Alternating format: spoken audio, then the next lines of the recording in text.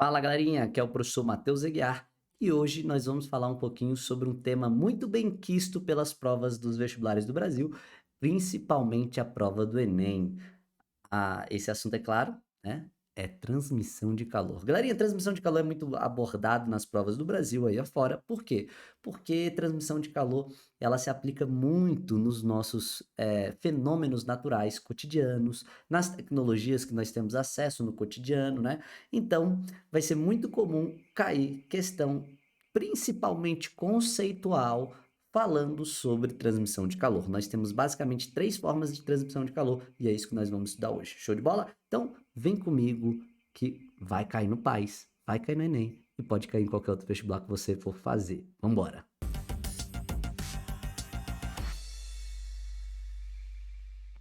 Pessoal, então o que acontece?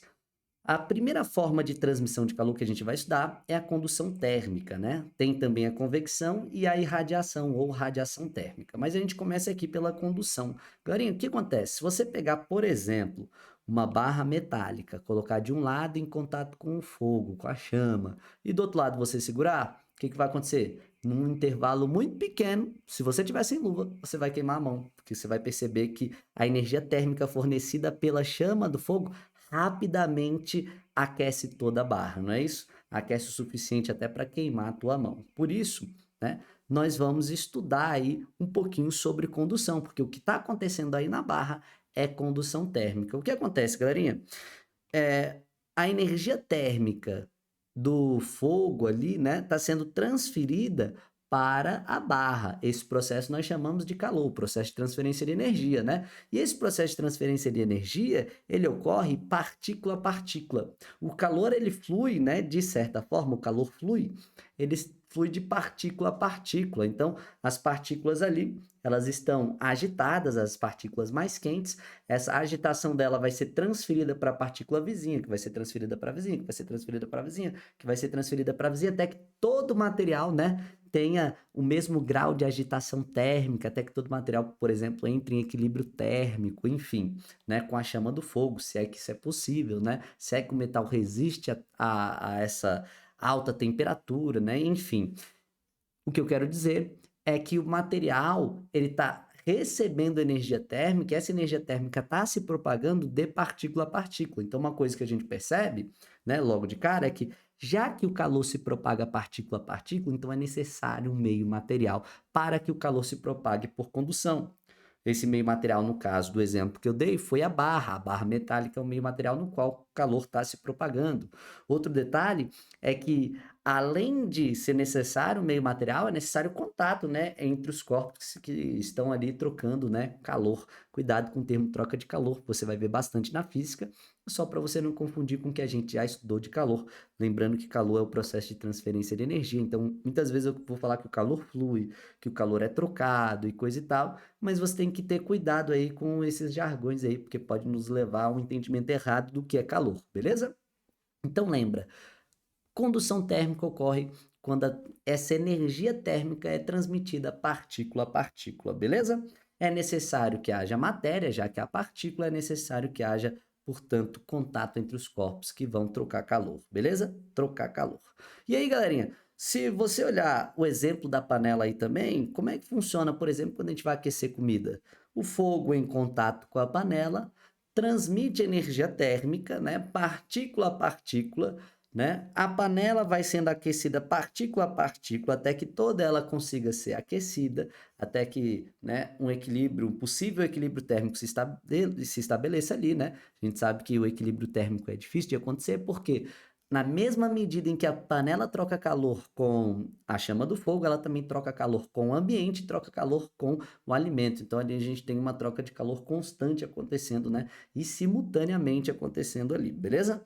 Mas olha só, o que importa para a gente é que os metais são bons condutores térmicos, uma vez que eles são ricos em elétrons livres, são materiais com grande densidade, coisa e tal, e tudo isso facilita a condução, porque já que a condução ocorre partícula a partícula, você concorda que quanto mais partícula tiver naquele meio, mais fácil vai ser do calor para ele se propagar, mais rápido ele vai conseguir se propagar, porque imagina, o calor está sendo transmitido de uma partícula para outra. de uma partícula para outra, de uma partícula para outra. Então, o que que vai acontecer? Se eu tiver mais partículas, partículas mais próximas, esse calor consegue fluir de um lado para o outro mais rápido, de uma partícula para outra mais rápido. Então, quer dizer que os meios mais densos geralmente fazem o quê? Transmitem melhor a energia térmica. Show de bola? De tal maneira que, se você for pensar nesse sentido, o que que você pode verificar aqui? Que os materiais sólidos geralmente conduzem melhor do que os materiais líquidos, que geralmente conduzem melhor do que os materiais gasosos. Então, né, geralmente os sólidos, devido à sua densidade, por exemplo, eu sei que a condução não depende somente da densidade, depende de outras, né, características físicas e químicas do material, mas, né, a densidade é algo aí preponderante, de tal maneira que você tem que lembrar disso aí. A condução, inclusive, galerinha, ela é relativamente ruim nos meios líquidos e relativamente ruim nos meios gasosos. Então, a gente pode dizer que os líquidos e os gases, na verdade, já que não conduzem bem, são bons isolantes térmicos, ok? Agora, os sólidos podem ser bons condutores, nem sempre serão. Eu te dei um exemplo dos metais. Os metais são ricos em elétrons livres. Esses elétrons que têm certa liberdade de movimento ajudam, né, a transmitir o calor de uma maneira mais eficiente, né? Fora a densidade dele, coisa e tal, mas existem materiais sólidos que não conduzem bem, né? Você vai ter, por exemplo, o vidro ele não é um bom condutor térmico, a madeira não é um bom condutor térmico, a borracha, o plástico em si não é um bom condutor térmico, ou seja, existem materiais sólidos que não são bons condutores, mas geralmente os sólidos conduzem melhor do que os líquidos e do que os gases. Ficou bacana esse entendimento? Então, o cuidado que é interessante a gente ter é quando a gente fala da água, galerinha, quando a gente fala de densidade, a água, lembra, ela tem um comportamento um pouquinho diferente dos outros materiais, né? A água no estado sólido, ela tem uma densidade menor do que no estado líquido. Professor, o que isso quer dizer? Bom, isso quer dizer que as partículas de água, né, quando ocorre a solidificação, no lugar delas ficarem mais juntinhas, que é o que é natural, é o que geralmente ocorre, elas ficam mais distantes devido, né, à própria geometria, né, da molécula de água e tal. Quando ocorre essa reorganização das moléculas para que, né, ela consiga ali uma certa estabilidade no estado sólido, né, uma estabilidade energética ali no estado sólido, elas acabam ficando mais distantes uma das outras do que ficavam antes no estado líquido, de tal maneira que a densidade da água ela diminui no estado sólido. É inclusive por isso, né, que quando você pega e coloca gelo dentro de um copo de água, o que acontece com o gelo que está no copo de água, galerinha? Professor, o gelo ele boia, por isso que ele boia, porque você sabe que o que é menos denso fica em cima e o que é mais denso fica embaixo, né? E o gelo fica por cima, mostrando que ele tem densidade menor no estado sólido do que no estado líquido, né? O gelo de água. Garinha, então, esse comportamento nós chamamos de comportamento anômalo da água. Graças a esse comportamento que a água tem, inclusive, é que os rios, por exemplo, lá no Canadá, num inverno rigoroso, né, temperatura menos 40 graus Celsius, é que o rio não congela por inteiro, né? Porque se o rio, imagina aqui, ó, o rio em contato com aquele ar atmosférico super frio, menos 40 graus, o que que ia acontecer, galerinha? Professor, o rio ia congelar. Isso, o rio ia congelar. Aquela camada de gelo que congelou, o que que ia acontecer se fosse mais denso? Ia descer, aí ia formar, né, a placa de gelo lá embaixo, aí a parte líquida que ficou lá para cima ia congelar, ia descer de novo, ia formar outra placa de gelo lá embaixo, e o negócio ia, né, congelando até que todo o rio estivesse congelado, porque, né, nós temos um grande refrigerador funcionando 24 horas, que é o ar atmosférico numa temperatura baixíssima nesse inverno rigoroso. Então, se o gelo não se comportasse de forma diferente dos outros materiais, a gente teria, né, toda aquela biodiversidade que existe ali dentro do rio, né, do lago, ela seria perdida graças ao congelamento, né? Os peixinhos iriam morrer e coisa e tal. Então, o congelamento da água teria essa consequência. Mas, como a água ela não se comporta assim, a água tem esse comportamento anômalo, o que acontece? Ela congela aqui em cima. O gelo não é um bom condutor térmico.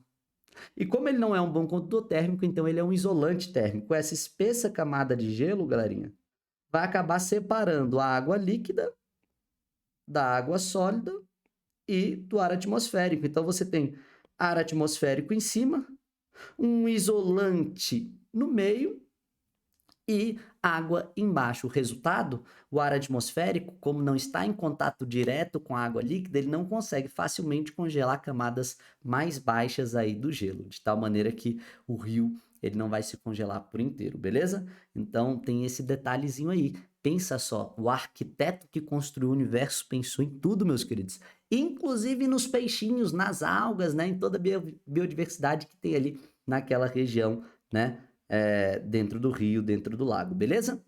Então, esse fenômeno a gente chama de comportamento anômalo da água, lembrando que a água, né, tem esse detalhezinho, esse ingrediente a mais, diferente dos outros materiais. Só a água se comporta assim? É claro que não. Existem outros materiais também que têm esse comportamento anômalo. Eu citei a água porque é claro que é o exemplo mais clássico, mais evidente, mais palpável para a gente. Bacana? Então, galerinha, o que acontece? Nessa imagem aqui, né, nessa situação aí, eu tenho alguns exemplos de condução térmica, né? Eu tenho condução térmica, por exemplo, aí, ó, ocorrendo entre a panela e o alimento. Tá vendo aí? Entre a panela e o alimento. Repara que entre a panela e o alimento, o fogo está em contato com a panela, ocorre condução para a panela. E a panela, em contato com o alimento, conduz o calor, né, para o alimento. E ainda tem um cabo de madeira ali no cantinho aqui, ó, onde a pessoa está segurando. Esse cabo de madeira serve para quê, professor? Esse cabo de madeira serve como isolante térmico. Já que a madeira não conduz bem, a pessoa consegue segurar a panela sem se queimar, né, galerinha? E se você ficar muito tempo mexendo no alimento, é interessante utilizar, né, um utensílio ali que não seja bom condutor, ou seja, um utensílio que não seja de metal. Porque se você for mexer por muito tempo, com certeza vai aquecer. Show de bola? Então, detalhezinho aí importante. As caixas de isopor, né? Tem material isolante, assim como aquelas caixas térmicas que o pessoal coloca bebida para levar para a praia, para levar para as festas, enfim, né? Para o carnaval. Esses materiais, não só o isopor, o plástico, né? Tem essa característica de ser isolante e não permitir com que o calor, né? Ali, com que a troca de calor ocorra entre o alimento e o ambiente externo, para o alimento não aquecer ou não esfriar. Depende da situação, se você está guardando um alimento quente ou se você está guardando um alimento frio, não é isso? Nesse caso, a gente não quer que o peixinho, que o camarão, que, né, que esses alimentos ali sejam aquecidos, né? Por isso a gente tem gelo e a caixa ali de isopor tentando conservar a temperatura, evitar a troca de calor, né? E aqui, essa xícara de chá quente, o que ela está fazendo? Ela está se comportando como condutor térmico. O chazinho quente está aquecendo a mão, né, dessa pessoa que está abraçando a mão com a xícara. Imagina aquele dia frio, aí você encheu com cafezinho quente. Eu gosto de café, não gosto de chá. Então eu colocaria café. E aí, abraçando aquela xícara com café quente, minha mão seria aquecida por condução, né? Café esquenta a xícara esquenta a minha mão. Show de bola? Então lembra que a condução térmica tem esses detalhezinhos importantes da gente lembrar. Os iglus, não se esqueça, o gelo, como é um bom isolante térmico, os iglus seriam um ótimo local para você residir num dia de frio, né? No meio da neve, se você construir uma casinha ali de neve, aquela casa de gelo, ela isola termicamente o ambiente externo do interno. No ambiente interno ali, você acaba irradiando o calor, né? O ar atmosférico próximo das pessoas fica mais quente, você já deve ter experimentado isso. Entrar num ambiente cheio de gente, tá um calor danado, né? Aquele puta calor, por quê? Porque as pessoas estão irradiando e tal, as pessoas trocam calor com o ar atmosférico ali, o ar atmosférico vai ficando mais quente, né? Então, se você fechar a portinha ali, a portinha estiver bem vedada ali no iglu, o que vai acontecer? O ar atmosférico vai ficar mais quentinho ali dentro, enquanto do lado de fora, né, vai estar bem mais frio e esse gelo aí, essa neve consegue isolar termicamente de uma forma bem eficiente. Bacana? Pessoal, mas esse iglu não derrete todinho, não. Cara, você tem um freezer funcionando 24 horas ali do lado de fora, hein? Tá um baita gelo do lado de fora. Então, o negócio não vai derreter assim tão fácil. No mesmo tempo que ele tenta aquecer do lado de dentro, ele tá sendo resfriado do lado de fora, né? Então, lembra desse detalhe aí. O passarinho com suas penas eriçadas ali, né? Todo encolhidinho ali, na verdade ele não tá encolhidinho, ele tá eriçado, né? O que acontece? Quando ele eriça as penas, galerinha, o ar atmosférico se acumula entre as penas ali, coisa e tal, e você sabe que o ar é um bom isolante térmico, então se o dia tiver muito frio, ele ali debaixo do sol, recebendo irradiação térmica, vai aquecendo, o ar atmosférico entre as penas vai aquecendo, e ele quentinho também fica isolado do lado de fora, já do lado, né? Não fica isolado do lado de fora, ele fica isolado do ar atmosférico, né? A pele do passarinho ali está isolado do ar atmosférico externo, porque as penas e o ar atmosférico que está em contato, né, com as penas e com ele, né, estão ali isolando termicamente do ambiente externo, vamos dizer assim. Bacana? Ficou confuso, né? Eu falei muito isolando o ambiente. Enfim, eu acho que deu para você entender. Show de bola? Outro detalhe é que uma das formas da gente trazer um conforto térmico para regiões muito frias, né? Quando você vai construir um prédio, uma casa, é utilizar janelas desse tipo aí, ó, que eu coloquei na tela. O que acontece, galerinha? Essas janelas aí com dupla parede de vidro, né? No meio entre as janelas tem ar atmosférico, e você sabe que o ar atmosférico, né, assim como todos os outros gases, eles não conduzem bem. Então, já que não conduzem bem, né? Se de um lado tiver muito frio, de um lado aí tiver muito frio e do outro lado tiver mais quentinho, o que que vai acontecer? O calor ele não vai fluir com facilidade do lado de fora, que tem uma temperatura maior, para o lado de dentro, onde tem uma temperatura menor, tá? Por que que o calor não vai fluir com facilidade, professor? Porque entre as duas paredes de vidro tem ar e ar não conduz bem. Na verdade, ar atmosférico é um isolante térmico nessa situação. E o vidro também é um isolante. Então, você tem materiais que não conduzem bem ali e aquela dupla parede de vidro torna ainda mais eficiente esse isolamento térmico, já que geralmente os gases conduzem menos do que os sólidos. Então, o ar atmosférico conduz ainda menos do que o vidro. Show de bola? Então tá aí, né, uma forma de isolar termicamente o ambiente, criando um ambiente mais confortável termicamente, seja num dia frio ou num dia de calor, tá? Tanto faz. Essa é a ideia, é isolamento térmico. Show de bola? É, Bom, o que que acontece, galerinha? Quando a gente ainda fala de lei de Fourier, ou perdão, quando a gente ainda fala de condução térmica, nós temos aí, né, a famosa lei de Fourier. O que que a lei de Fourier fala? Ela fala sobre a transmissão de calor, né? A forma como o calor é transmitido em termos matemáticos, né? Então, dentro de um sólido condutor, né, ou não, ele consegue matematizar uma expressão que vai medir o fluxo de calor, né, numa situação de regime estacionário, né? E aí a gente consegue, olhando para as características do material, calcular o quanto de calor flui ali, né, a cada unidade de tempo. Galerinha, fluxo de calor, o que que é fluxo de calor? Fluxo de calor nada mais é do que a quantidade de calor que flui por um material por unidade de tempo. Lembrando, calor, galerinha, é energia. Se calor é energia,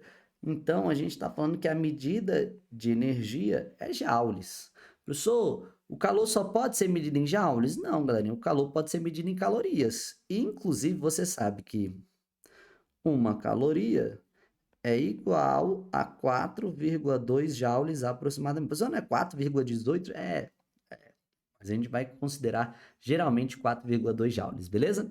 Em um caso ou outro, ele vai pedir para a gente considerar 4,18, a gente obedece o comando da questão. Um caso ou outro, ele vai pedir para a gente considerar uma caloria igual a 4 joules e a gente vai sempre obedecer o comando da questão. É algo muito parecido com o que ocorre, por exemplo, com a constante gravitacional, né? A aceleração gravitacional, perdão. A aceleração gravitacional, hora, vale 9,8. Ora, vale 10 metros por segundo ao quadrado, tudo depende do comando da questão. Show de bola? Se a questão não falar nada, você considera 4,2. Ó, tempo no sistema internacional, meus queridos, o tempo é medido em segundos. Enquanto a energia é joules, o tempo é segundos. Bacana? E o fluxo de calor, professor, é medido como? Bom, o fluxo de calor é medido em joules por segundo, porque o fluxo de calor é o calor dividido pelo tempo. Lembrando que esse Q aí, galerinha, é a quantidade de calor. Então, não coloquei aí, mas seria interessante você colocar, ó, vou colocar outra hashtag aqui. O Q nada mais é do que a quantidade de calor, ok? Inclusive, a gente vai calcular bastante esse Q aí lá na calorimetria. Lá na calorimetria tem várias formas de calcular esse Q. Por enquanto, ou esse Q vai ser dado, para isso ele nos... ou ele vai dar o Q, né? E o tempo, e daí vai perguntar, por exemplo, o fluxo de calor, ou ele vai dar o fluxo e o tempo, e daí vai perguntar para a gente qual é o calor. Então, no geral, é mais ou menos por aí que a gente trabalha quando a gente fala de fluxo de calor a partir dessa equação, beleza? Então, ó, eu falei que a quantidade de calor é medida em joules, que o tempo é medido em segundos e que o fluxo de calor é joules por segundo, galerinha. Só que, repara só, joules por segundo recebe o nome de watt. Então, na verdade, nós vamos usar o watt. Você estuda isso lá na primeira série, quando o professor fala de potência, né? De potência mecânica e coisa e tal, potência média, ele te fala que energia sobre tempo, joules sobre segundo, é watt. É o apelido que a gente dá para os joules por segundo, beleza? Assim como existem outras unidades que vão receber apelido aí, por exemplo, o Newton. O Newton nada mais é do que o quilograma vezes metro por segundo ao quadrado. Se você pegar quilograma vezes metro por segundo ao quadrado, você pode simplesmente chamar isso aqui de Newton. Então, um apelido que a gente dá, por exemplo, aí, né, para essa unidade. Show de bola? Outra coisa importante é perceber o seguinte: essa aqui, essa primeira equação, ela fala sobre a definição do fluxo. O fluxo de calor mede a taxa com que o calor flui através de um condutor térmico, por exemplo, ou mede a rapidez com que o calor está atravessando aquela região. Rapidez a gente mede dividindo pelo tempo. Lembra a velocidade? Delta S sobre delta T? Velocidade é uma forma de medir rapidez, a rapidez com que a posição de um corpo muda. Você lembra que a aceleração também é uma forma de medir a rapidez com que a velocidade do corpo muda, ΔV sobre ΔT. E aqui, professor, aqui é Q sobre ΔT, então a gente costuma medir rapidez quando a gente divide uma grandeza pelo tempo. Bacana? Então, definiçãozinha de fluxo de calor é essa aí. E, professor, essa lei de Fourier aí, essa equação aí, não. A lei de Fourier é a equação de baixo que está na caixa de evidência, tá? Então, eu defini a ideia de fluxo de calor, que mede a quantidade de calor que atravessa uma região por unidade de tempo. E o que acontece? Esse fluxo de calor pode ser calculado de outra forma, e é isso que a lei de Fourier nos mostra, que esse fluxo de calor, ele não depende só da quantidade de calor e do tempo, ele pode depender, por exemplo, da condutividade térmica do material. Ele depende, ou seja, da capacidade com que esse material consegue conduzir esse calor, porque a condutividade térmica mede isso, mede o quanto aquele material é capaz de conduzir energia térmica, beleza? Se ele é um bom condutor, esse K é mais alto. Se ele é um mau condutor, esse K é mais baixo, beleza? Lembrando que cada material, portanto, vai ter o seu próprio valor de K. Vai existir um K para o alumínio, vai existir um K para o vidro, vai existir um K para o ferro, vai existir um K para o ouro, vai existir um K para policarbonato, um K para madeira, enfim, cada material tem o seu próprio valor de K, beleza? A é a área de contato. ΔT é a diferença de temperatura, né? Por exemplo, lembra que você tinha uma temperatura de um lado, lá, por exemplo, a chama do fogo na panela. Aí você tem aqui a panela, né? Esse muro, imagina que é a panela de metal. E aí, do outro lado, você tinha, por exemplo, o alimento. Então, você concorda que de um lado você tem uma temperatura, a temperatura da chama do fogo, e do outro lado você tem a temperatura do alimento? Portanto, né, essa diferença de temperatura entre o que a gente chama de fonte quente e fonte fria, né, nos dá esse ΔT aqui. Então, esse ΔT, embora pareça variação de temperatura, temperatura final menos temperatura inicial, na verdade é a diferença de temperatura. Show de bola? E o E, por fim, é a espessura do material, galerinha. Porque, assim, quanto mais espesso for, né, o material condutor que vai conduzir esse calor, né, que vai conduzir essa energia térmica, mais difícil vai ser de conduzir, né? Então, se você pegar, por exemplo, você quer fazer uma parede que isole bem o ambiente, você faz uma parede grossa. Você quer fazer uma parede e não está ligando muito para o isolamento térmico dela, faz uma parede fininha. Uma panela fina, galerinha. Coloca ovo para fritar numa panela bem fininha. Quando você ligar o fogo, jogar o ovo dentro, rapidinho ela começa a fritar. Agora pega uma panela mais grossa e coloca para fritar o ovo. Cara, demora muito mais para fritar. E por quê? Porque a panela mais grossa tem uma espessura maior. E se você olhar aí, a relação é de inversa proporção entre o fluxo, né? E a espessura. Quer dizer que demora mais, né? Porque pensa só, galerinha, se a quantidade de calor fornecido para fritar o ovo for a mesma na panela fria, ou na panela fina e na panela grossa, se você olhar, se isso aqui for constante, o ΔT e o fluxo são inversamente proporcionais. Quer dizer que para um fluxo menor, eu levo mais tempo para aquecer aquele alimento, por exemplo, beleza? Então existe essa relação de inversa proporção, por isso que se tiver mais espessura, menos fluxo de calor, leva mais tempo. Bacana?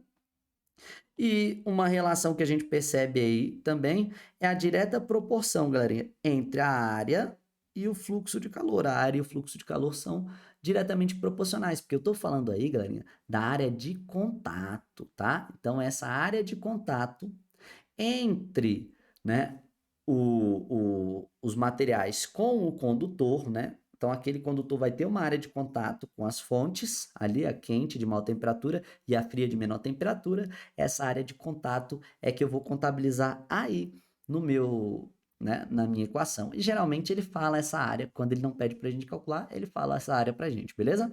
Então, ela é diretamente proporcional, porque quanto mais área de contato, maior o fluxo de calor. Pensa comigo, você tem no fogão uma chama pequenininha e uma chama maior. Qual que é a diferença da chama pequena e a chama maior, galerinha? É a área de contato com a panela. A chama pequena tem uma área menor, a chama grande tem uma área maior de contato. Então, quanto maior a área de contato, maior o fluxo de calor. Por quê? Se ele tem mais área de contato, o que que você percebe sobre a chama grande, professor? A chama grande, ela aquece mais rápido. Pois é. Se a chama grande ela cresce mais rápido, então o que que acontece? Se aquece mais rápido, ele faz em menos tempo. Faz sentido? Se ele faz em menos tempo, o tempo é inversamente proporcional ao fluxo de calor. Então, quer dizer que com mais área, menos tempo, mais fluxo de calor. Bacana? Então, essa é a relação entre a área de contato, a espessura do material e o fluxo de calor. É bacana conhecer essas relações. Show de bola?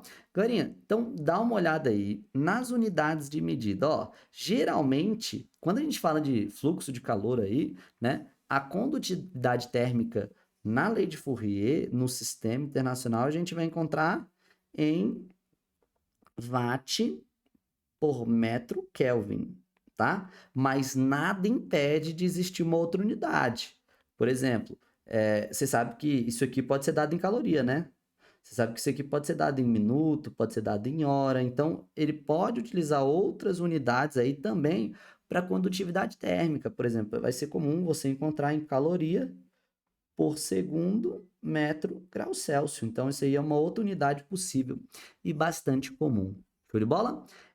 A área de contato, galerinha, no sistema internacional, a área é metro vezes metro, é metro quadrado, né? Mas nada impede de ser medido em centímetro quadrado, tá? Nada impede de ser medido em milímetro quadrado, enfim, né? Unidades de área.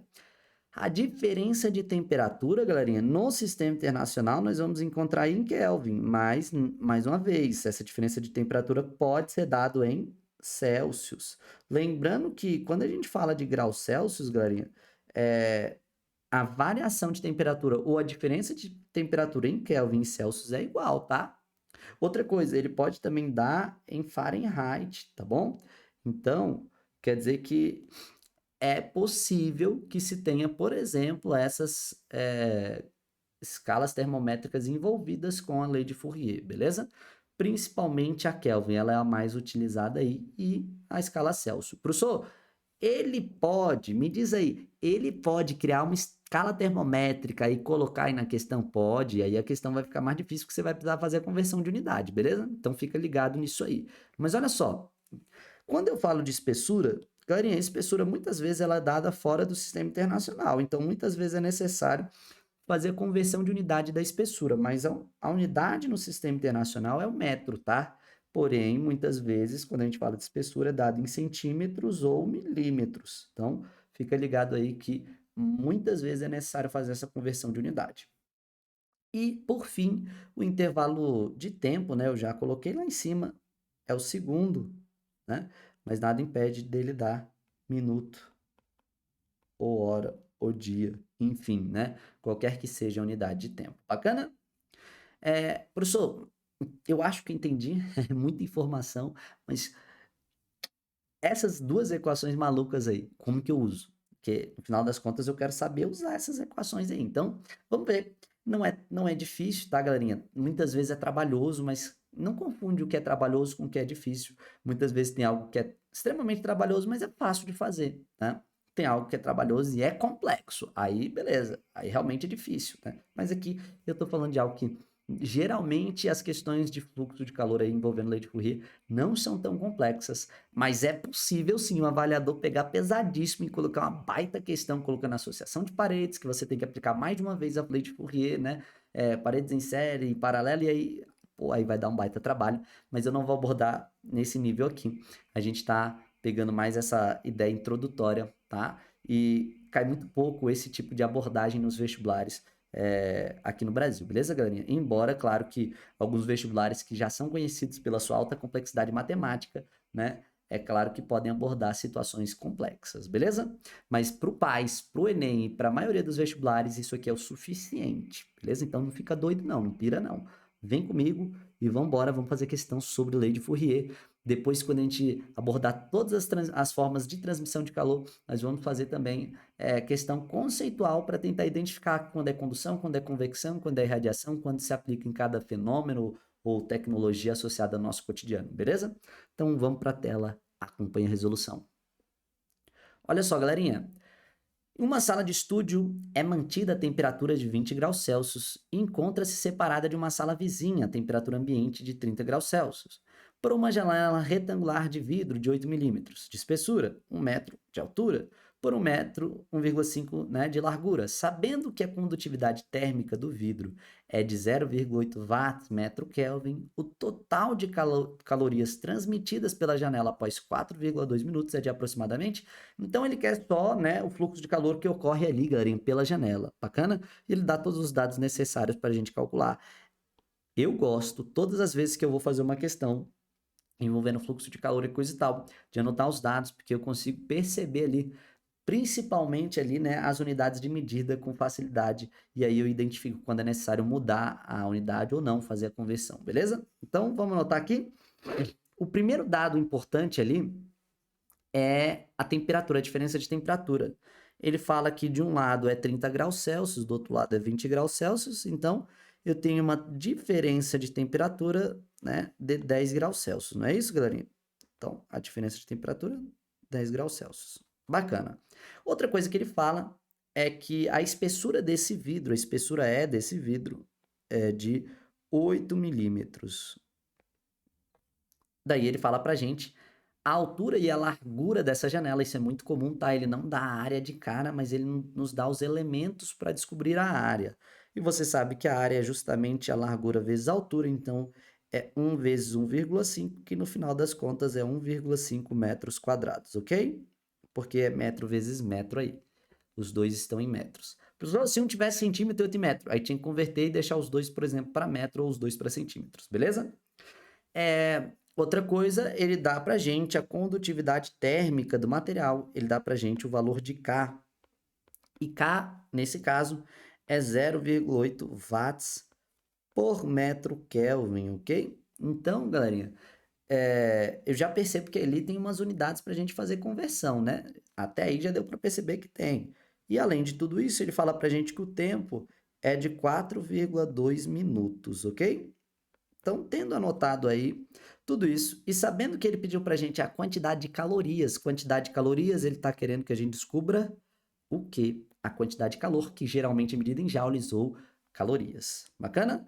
Olha, galerinha, dá uma olhada aqui nas unidades. Aqui eu tenho Kelvin, aqui eu tenho grau Celsius, né? Só tem que transformar?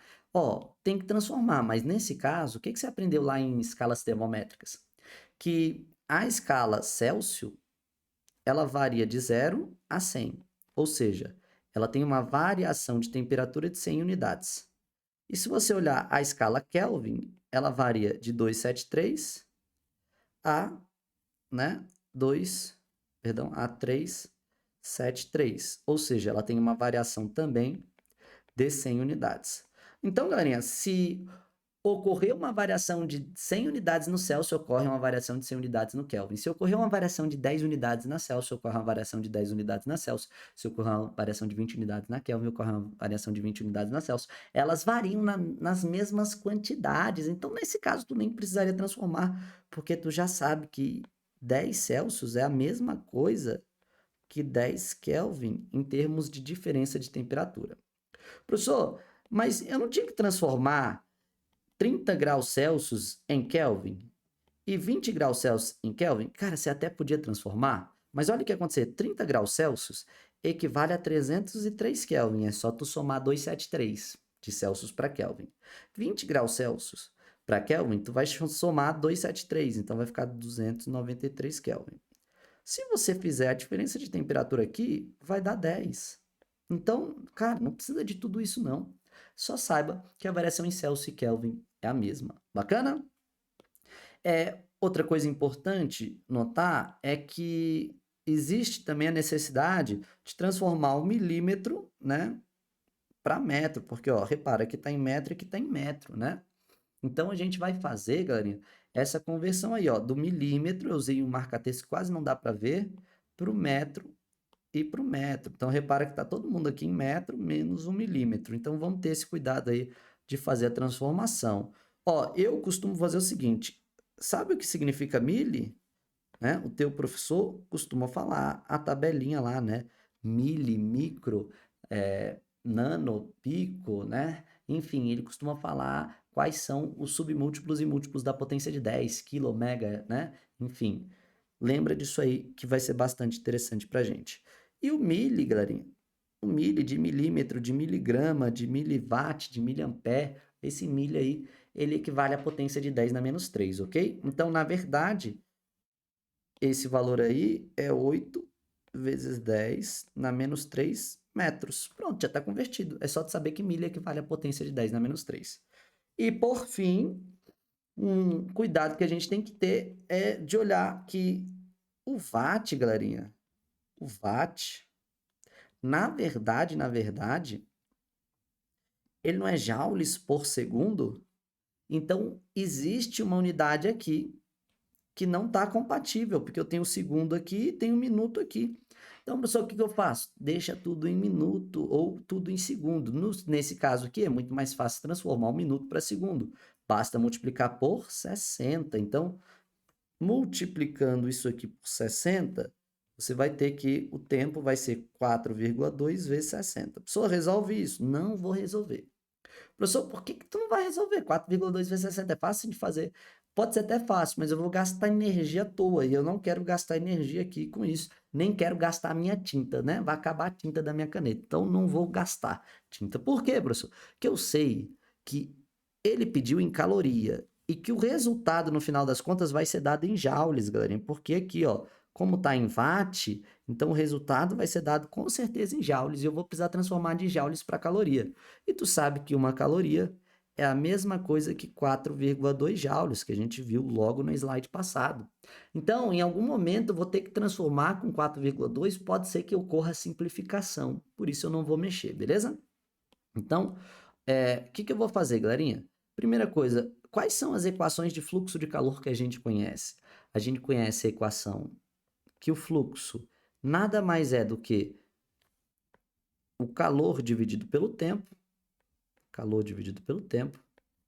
ou que o fluxo pode ser calculado com a lei de Fourier, né? A lei de Fourier, ela traz o fluxo, né, através das características físicas do material. E aí, a gente tem essas duas equações. O que eu tenho aqui e o que ele pediu? Bom, ele pediu para gente o calor, mas ele me deu o tempo. Eu não tenho fluxo de calor porque ele não disse, mas ele me disse, galerinha, a diferença de temperatura, ele me disse a área, ele me disse também o valor de K, né? E me disse o valor de E. Então, se ele me deu todas essas informações, o que que eu consigo calcular? O fluxo. Ah, professor, então primeiro eu calculo o fluxo, jogo na equação e descubro o calor. Perfeitamente. Assim você consegue descobrir aí, talvez com certo trabalho, mas você vai conseguir calcular o fluxo de calor. O que que eu vou fazer, galerinha? Eu vou partir da genial ideia de que fluxo é a mesma coisa que fluxo. Fluxo é igual a fluxo, de tal maneira que o fluxo é calor dividido pelo tempo e que o fluxo também é Ka delta T dividido por E. Então, eu só jogo os dados dentro dessa relação e vou descobrir a quantidade de calor. Bacana? Vamos substituir os dados, galerinha. O calor eu não sei, eu quero descobrir. Mas o tempo, bom, o tempo é 4,2 minutos, eu multipliquei por 60 para descobrir em segundos. O K ele disse que é 0,8, a área ele falou que é 1,5 e o ΔT, bom, o ΔT é 10. Você concorda que 10 vezes 0,8 é 8? Então vai ficar só o 8 aí, não é? Tudo isso aí está sendo dividido pela espessura, né? Essa espessura do material é 8 vezes 10 na menos 3. O que que vai acontecer? O 8 lá de cima vai simplificar com o 8 de baixo. Então, já economizou tinta. Esse 4,2 que está aí, vezes 60, está dividindo, né? O quê? Ele pode passar para o outro lado multiplicando. Então, vai ficar 1,5 vezes 4,2 vezes 60. Passaram lá para cima multiplicando, não é isso? O 10 na menos 3 pode passar para cima também, invertendo o sinal do expoente, fica 10 na mais 3. Essa é uma das propriedades da potência que a gente deve utilizar bastante, né? Tudo isso aqui que eu calculei está em joules. O detalhe é que eu quero em caloria. E transformar de joule para caloria é só dividir por 4,2. Pessoal, mas eu nunca sei se tem que dividir ou multiplicar. Ó, faz regra de 3. Se tu fizer regra de 3, você não vai errar. Mas imagina que eu quero transformar 200 joules em calorias, galerinha. O que eu tenho que fazer? Ó, uma regra de 3 simples. Se uma caloria equivale a 4,2 joules, então x calorias vão ser equivalentes aos 200 joules, não é assim? Multiplica cruzado. X vezes 4,2 é igual a 200 vezes 1. O x fica isolado, 200 dividido por 4,2. Ou seja, num resumo aqui, o que acontece? Para transformar de joules para calorias, eu tenho que dividir por 4,2. Ah, professor, então a gente vai ter que pegar todo esse valor que ele deu e dividir por 4,2, que o valor que a gente encontrou está em joules. Divido por 4,2 e isso aqui eu vou ter agora, né, o resultado em calorias. Não está mais em joules porque eu dividi por 4,2. Glorinha, repara, esse 4,2 cancela com esse 4,2. Por isso que eu não quis operar com ele. Porque se eu operasse eu ia perder tempo à toa, né? Ia consumir aqui energia cerebral à toa. Então, ó, final das contas, o que é 1,5? Galerinha, é 3 sobre 2. Não é 3 sobre 2? Quanto que é 3 vezes 60? Professor, é 180. Quanto que é 180 dividido por 2? 90. Então, 90 vezes 10 na terceira calorias. O que você sabe sobre os múltiplos e os submúltiplos da potência de 10, galerinha? Bom, você aprendeu que 10 na terceira é o que a gente chama de quilo, galerinha. Isso aqui é o famoso quilo, né? O quilo, o K, né? Esse quilo é o quilo de quilocaloria, professor. Então, quer dizer que eu posso tirar o 10 na terceira e escrever o K no lugar. Então, quilocalorias. E está respondida a questão, né? Conforme foi pedido. 90 quilocalorias, letra D. Bacana, galerinha?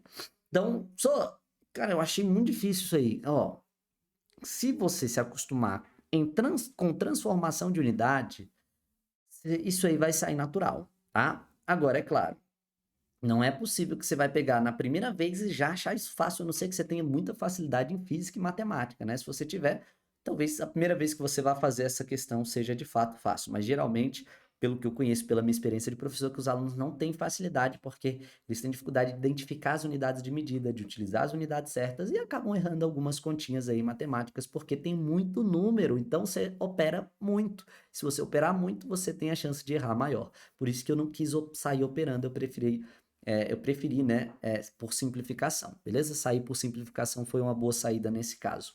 Galerinha, é, uma última dica é que quando a gente fala de lei de Fourier, muitas vezes é interessante se guiar pelas unidades do K, tá? Então, uma vez que ele nos deu o valor de K e as unidades do K, tente transformar as outras unidades para que elas combinem com as unidades do K. Foi basicamente o que eu fiz aqui. Deixei tudo em metro, deixei em Kelvin, watt é joules por segundo, então transformei o tempo lá para segundo. Bacana? Então, utilize as unidades do K como referência. Bacana? E aí tudo vai dar certo. Ó, tem mais questão para fazer, tem mais questão para treinar, então vale a pena você assistir os próximos vídeos que eu vou fazer mais questão de lei de Fourier e vou fazer também questão conceitual sobre transmissão de calor. Por enquanto, eu fico por aqui. Fiz uma atividade prática de lei de Fourier e conversamos bastante sobre condução térmica. Um forte abraço para vocês e até o próximo vídeo, galerinha. Não deixa de estudar, praticar é essencial. Lembra de fazer as listas, tá? Lista de transmissão de calor. Tem bastante questão para você treinar. Show de bola? Um forte abraço para vocês e até mais.